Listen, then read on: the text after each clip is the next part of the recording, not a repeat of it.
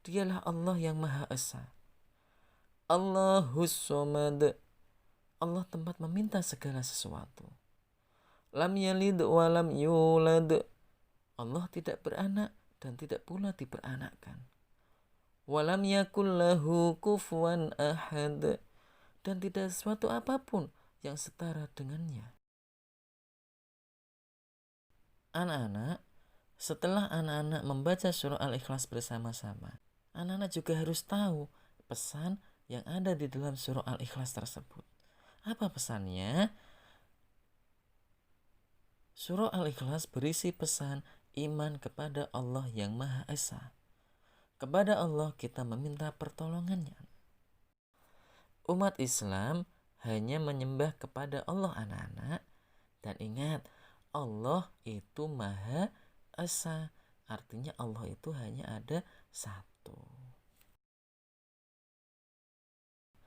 Bagaimana sikap anak-anak setelah anak-anak belajar surah Al-Ikhlas? Sikap anak-anak adalah yang pertama, anak-anak harus bisa melafalkan sendiri Quran surah Al-Ikhlas. Setelah itu anak-anak juga harus bisa menghafalkan surah Al-Ikhlas tersebut.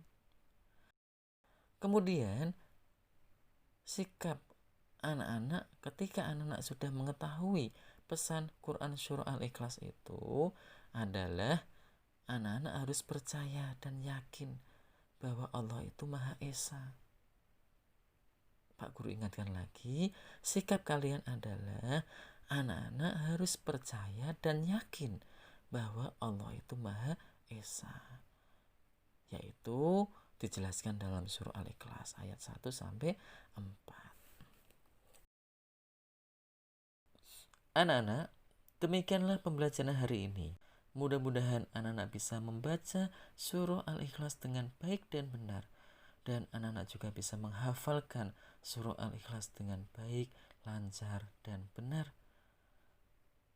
Dan pesan Pak Guru adalah setelah anak-anak belajar surah Al-Ikhlas, anak-anak harus yakin dan percaya bahwa Allah Maha Esa, bahwa Allah adalah satu, bahwa Allah adalah Tuhan yang disembah.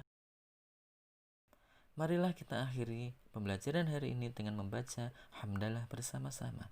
Alhamdulillahirabbil alamin. Assalamualaikum warahmatullahi wabarakatuh.